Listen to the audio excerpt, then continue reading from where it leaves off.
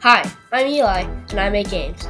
So for this episode of Feedback Friday, the 12th one, I'm covering, it doesn't really have a real title per se, it's just describing what the thing is. Basically, if you haven't heard about this channel, I highly advise you check them out.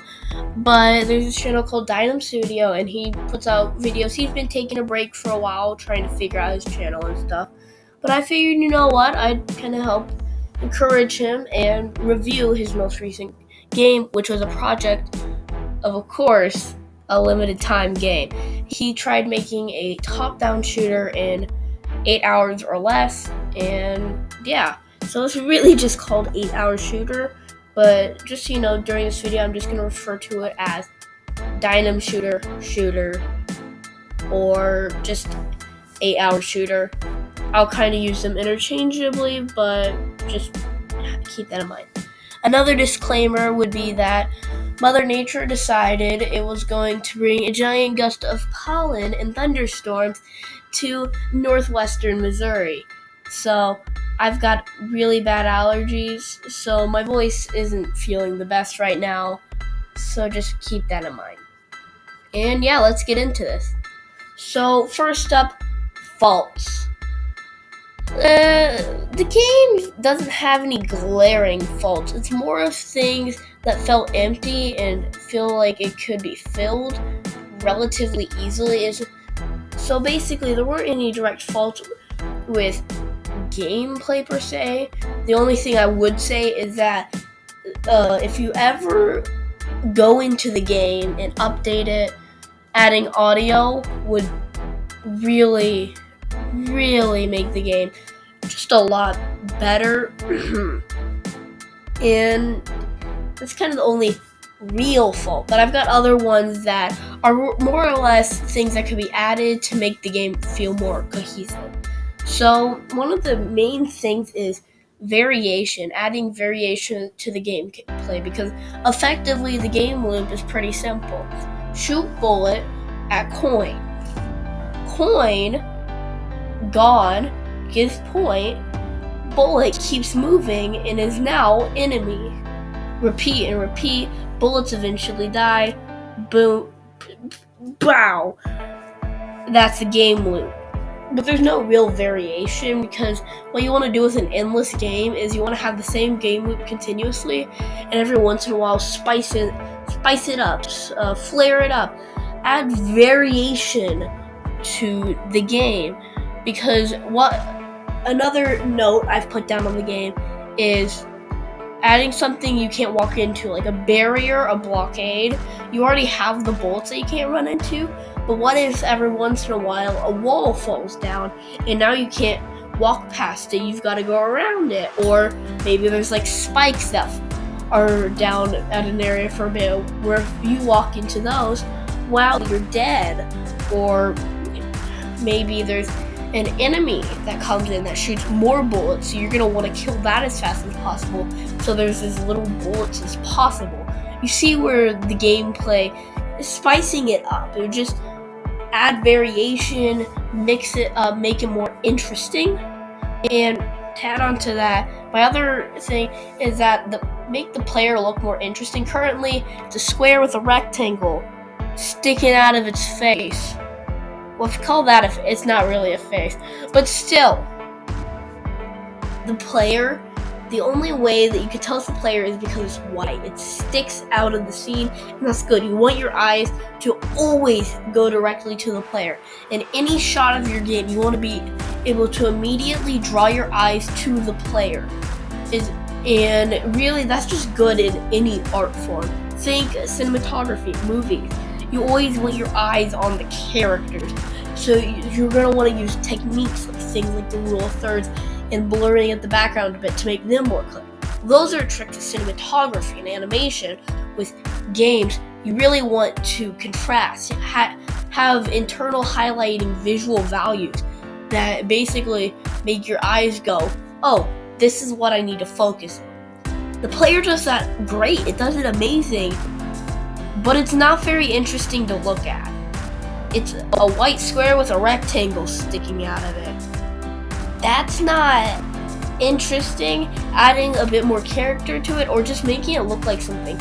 I think what he was going for was some sort of, from what I could tell, it almost looked like a tank, or just some sort of thing to show which direction it was, which is probably what it was, but it best resembles a tank in my opinion, so maybe play into that, make it, still keep the simplicity, because that's what the game is, but maybe just add extra lines to it, and it just is shaped to look more like a tank, and it's just simple things like that, that just kind of make the game just look more interesting.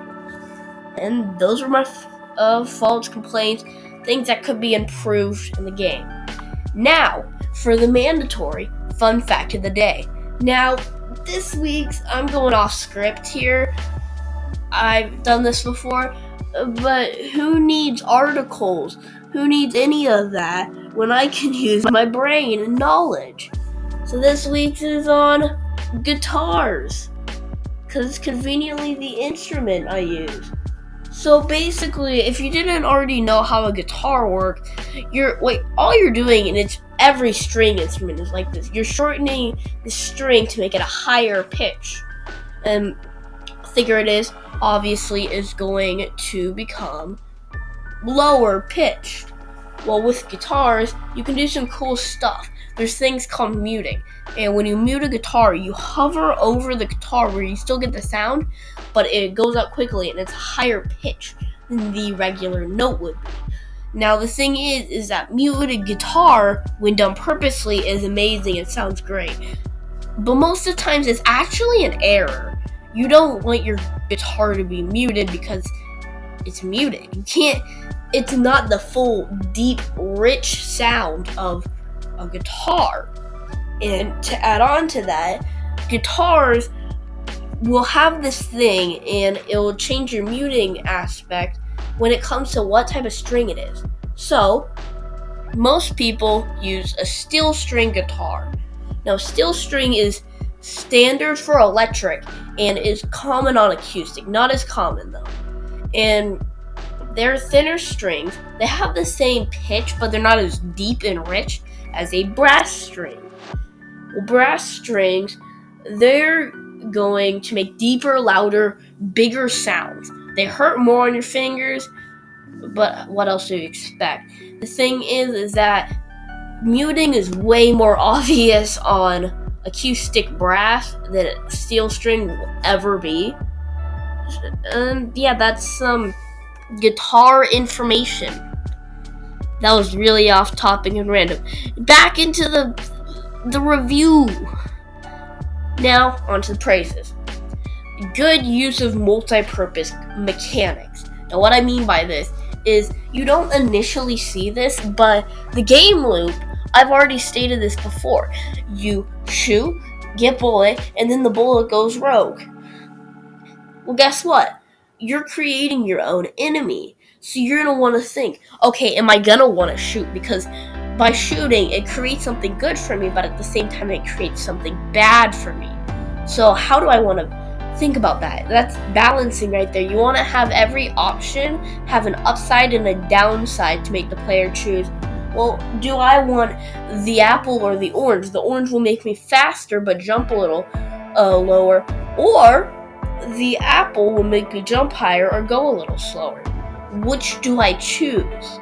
Now, in this case, you're not choosing things, but you're choosing really a Boolean, a true or false statement.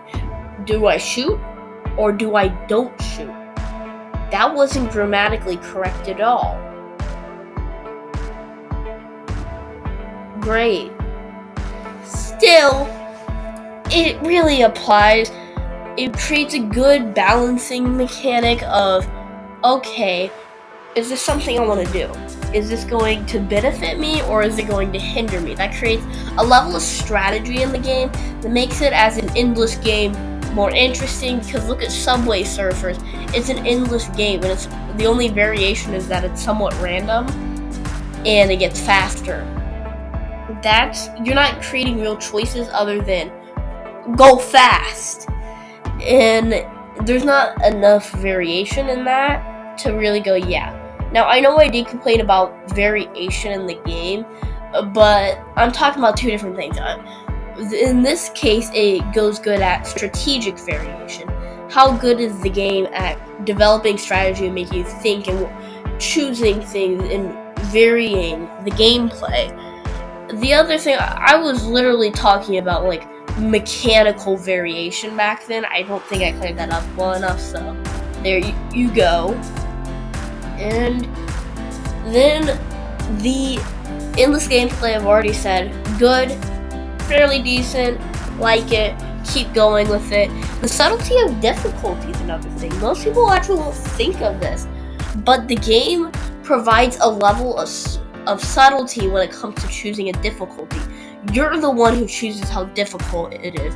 Because honestly, you can shoot one bullet and wait till it goes away and then shoot another bullet.